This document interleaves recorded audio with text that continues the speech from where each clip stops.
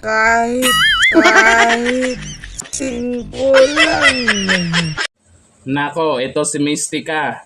Nanggigil na kay Rosmar. Dahil ito si Rosmar, sinagot siya. Nitong nakaraan, nako, si Rosmar na naman ang binanatan niya pagkatapos kay Diwata. Ito daw, si Rosmar ay humina na ang bentahan ng beauty products o yung mga sabon. Mahina na daw ang bentahan ni Rosmar dahil kay Diwata, dahil kinuha daw si Diwata. Obo, alam na alam yung bentahan na kung magkano benta ngayon. At isa pa, ang sabi niya ay peke yung 1,000,000 na binigay kay Diwata, hindi daw totoo. Paano yung naabutan dyan ng mga pulubi? May mga naubad, tuwang-tuwa yun. Peke din ba yun? Di ba yung sa panahon na binigyan si Diwata? Tapos may pulubi, naabutan din yung pulubi? Peke din ba? Aba, gawa-gawa ng kwento para makapanira.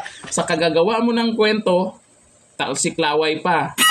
Talsiklaway pa. Ito, panoorin natin. Kung sino yung mga pumapatronize sa mga products ni Rosmar, well, marami na rin nagsabi na hindi naman daw effective.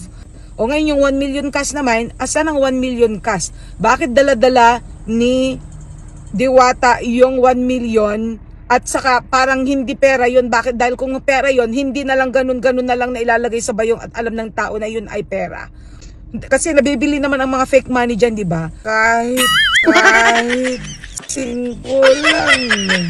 Nako, Mystica, mukhang tinamaan ka na ng inggit ha. Sa tingin ko, tinamaan ka na ng inggit kay Rosmar tsaka kay Diwata. Mahirap yan. Ako pa naman, sa tingin ko, ay wala talaga akong alam na gamot para sa inggit. Oo, pag may inggit ka sa katawan, hirap gamutin yan. Tuloy-tuloy yan. Habang parami ng parami yung brands ni Diwata kasi may mga bubuksan, naku, lalong lalala yan. Naku, mahirap yan, Mystica. Pag lumala yung inggit mo, baka naman nagtatrabaho ka dyan, di ba? Aba, mahirap pag na-stress.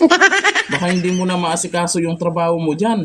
Ang iniisip mo lang lagi, Rosmar, Diwata, Rosmar, Diwata. Paano ko sila siraan? Paano ko sila siraan? Oo, naku, mahirap yan. Mahirap yan, Mystica. Pag ganyan, tingnan mo, nagsisimula. Talsiklaway ka pa sa kabanat mo kay Rosmar ngayon. Dahil sinagot ka na ni Rosmar nitong nakaraan, di ba? Binanatan ka na. Oo. Ngayon, gigil na gigil ka ngayon kay Rosmar. Anong kalaban-laban mo doon kay Rosmar? Mas maraming supporters kaysa sa'yo yun. Di ba? Mas maraming naniniwala doon. Ikaw, gusto mo lang sumilip sa'yo yung mga supporters ni Rosmar, no? Rosmar, Diwata, si Diwata ngayon, siya talaga yung bongga-bonggang pinag-uusapan ngayon at ang bilis dumami ng mga followers niya. Kagagawa lang ng page, 1,000,000 followers agad. Ikaw, balita sa'yo.